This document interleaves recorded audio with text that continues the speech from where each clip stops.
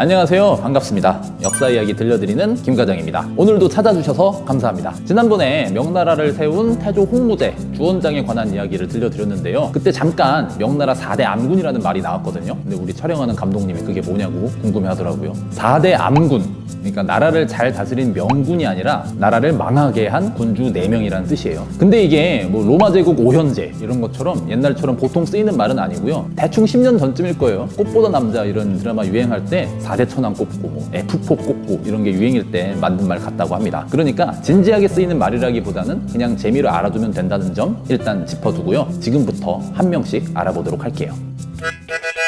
첫 번째 황제는 무종 정덕제입니다. 명나라 10대 황제였고 이름은 주후조인데요. 이분은 엄밀히 말해서 나라를 기울게 했다기보다는 그냥 노는 걸 엄청나게 좋아하는 사람이었어요. 여자 남자 가리지 않고 곁에 두고 노는 걸 좋아해갖고 주변에 아름다운 여자와 남자들이 득식을 거렸다고 합니다. 그렇다면 어떻게 놀았느냐?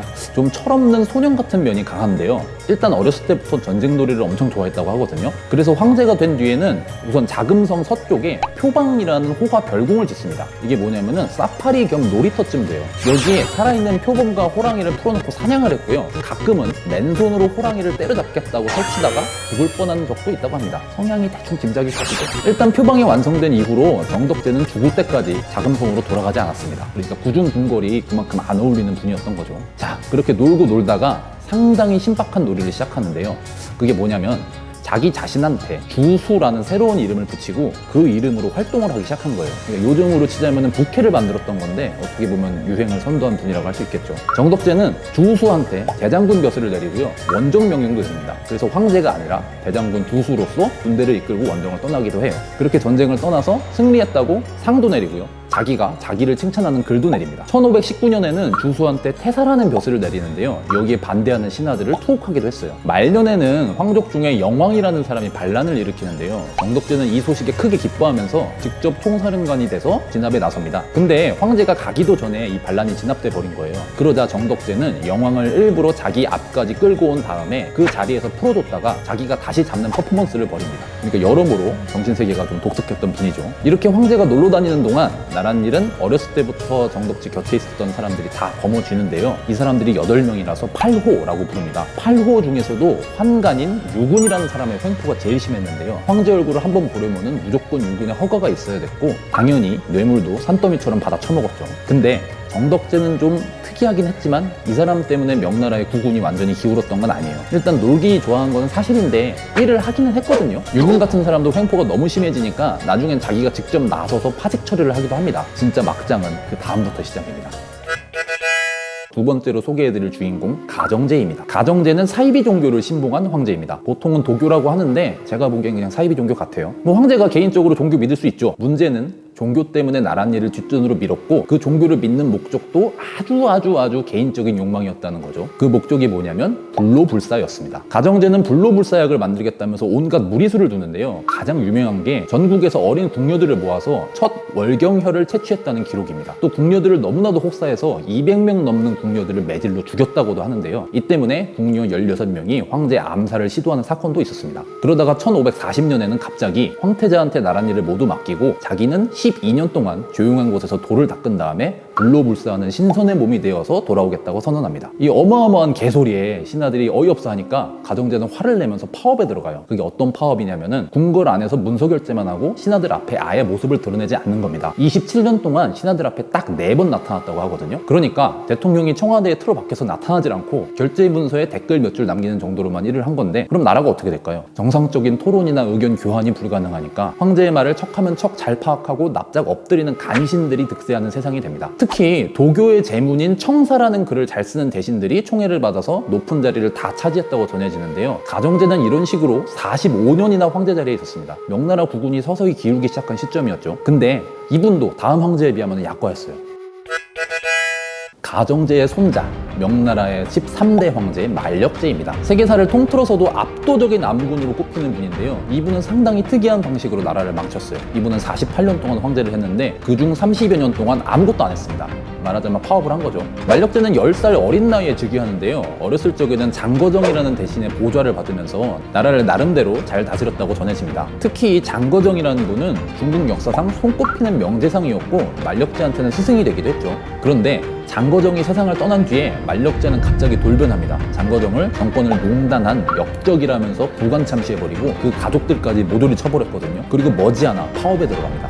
왜 그랬는지는 정확히 알 수 없지만 그동안 장거정에게 억눌렸던 감정이 폭발했다는 말도 있고요. 혹은 장거정이 죽고 나서 그 뒷조사를 해보니까 이분이 그동안 뇌물을 엄청나게 받아 챙겼다는 게 밝혀져서 충격을 받은 나머지 정치에 환멸을 느꼈다는 말도 있어요. 어쨌든 만력제는 증발해버립니다. 신하들 앞에 나타나지도 않고 상소문을 올려도 대답도 안 해요. 신하들이 궁궐에 엎드려서 이러지 말라고 흡수하다가 땡볕에 막 쓰러지기까지 하는데도 반응이 없습니다. 이게 30년 동안 이어집니다. 이른바 만력태정이라고 하죠. 명나라는 이 30년 동안 완전히 정지합니다. 신하들은 황제 얼굴을 까먹을 지경이었고요. 인사명령도 멈춰서 1610년에는 중앙정부의 6개 부처 중에 사법부, 그러니까 형부의 장관만 남고 나머지는 공석이었어요. 전국의 지방정부 관리들도 절반 이상 공석이 됐고요. 죄수들이 잡혀오면은 신문도 할 수가 없었습니다. 왜냐하면 신문할 법관이 없는데 후임 임명을 안 해줬거든요. 명나라에서는 범죄자 처벌도 다 황제 결재를 받았는데 그래서 범죄자 처형이 30년 동안 정지됩니다. 이정기라는 사람은 몸이 아파서 120번 넘게 사직서를 냈는데 황제가 아무 대답도 하지 않습니다. 그래서 결국 무시하고 고향으로 내려가 버렸는데도 이렇다 저렇다 말이 없어요. 근데 또 신기한 게 이 사람이 세상을 떠나니까 훌륭한 신하였다고 하면서 문절이라는 시호를 내려줍니다. 그러니까 신경을 다 쓰면서 일부러 대답만 안 하고 있었던 걸까요?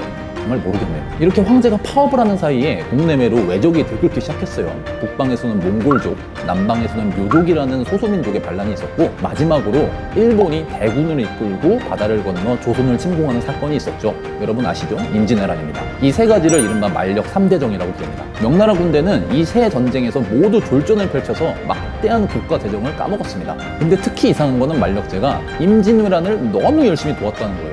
조선에 파견된 명나라 군대만 해도 20만 명이 넘었고요. 조선 사람들이 농사를 망쳐서 다 굶어 죽게 생겼다는 소식이 들리니까 쌀 수십만 석을 풀어서 가져다 주라는 명령도 내렸거든요. 그래서 우리나라에서 만력제는 조선을 살려준 황제로 길이길이 모셨다고 합니다. 심지어 만력제를 기리는 사당도 세워졌을 정도죠.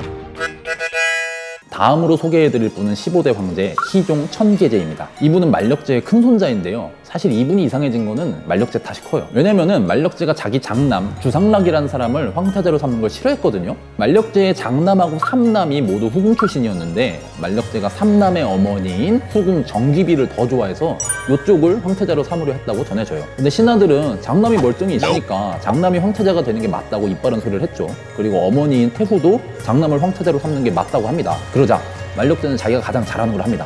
그냥 황태자 책봉을 안 하는 거죠. 얼마나? 장남이 20살이 되도록 안 합니다. 장남 주상락은 궁궐에서 눈칫밥을 먹으면서 숨어 지냅니다. 20살에 간신히 황태자가 된 이후로도 후궁 정기비가 이 주상락을 죽이려고 호시탐탐 기회를 노렸거든요. 그러다가 만력제가 세상을 떠나고 장남 주상락이 무사히 14대 황제 태창제가 되긴 됐는데요. 근데 이 태창제가 한 달 만에 세상을 떠난 거예요. 그래서 만력제의 큰손자 천계제가 그 다음 황제가 된 거죠. 근데 황태자가 찬밥 신세였는데 그 아들이라고 대접을 받았을 리가 없죠. 천계제는 성인이 되도록 교육도 제대로 못 받아서 황제가 됐을 때는 글도 읽을 줄 몰랐습니다. 당연히 나랏일에는 아무런 흥미도 없었는데 예술가로서의 자아가 엄청 강했던 분인 것 같아요. 특히 목공일을 엄청 잘했는데요. 황궁의 미니어처를 그럴싸하게 만들어냈다는 기록이 있습니다.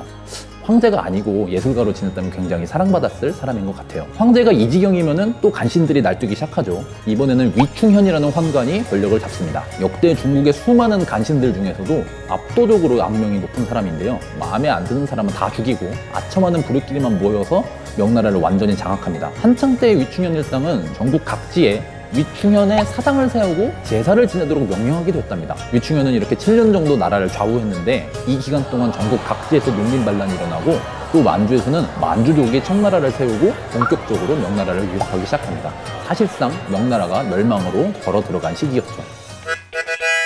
천계제는 7년 만에 세상을 떠났고요. 그 동생이 새로운 황제 숭정제가 돼서 즉위합니다. 숭정제는 그래도 현명했던 사람으로 평가받긴 하는데요. 이미 완전히 몰락해버린 명나라를 되살리기에는 역부족이었죠. 명나라는 16년 후 이자성의 난으로 멸망합니다.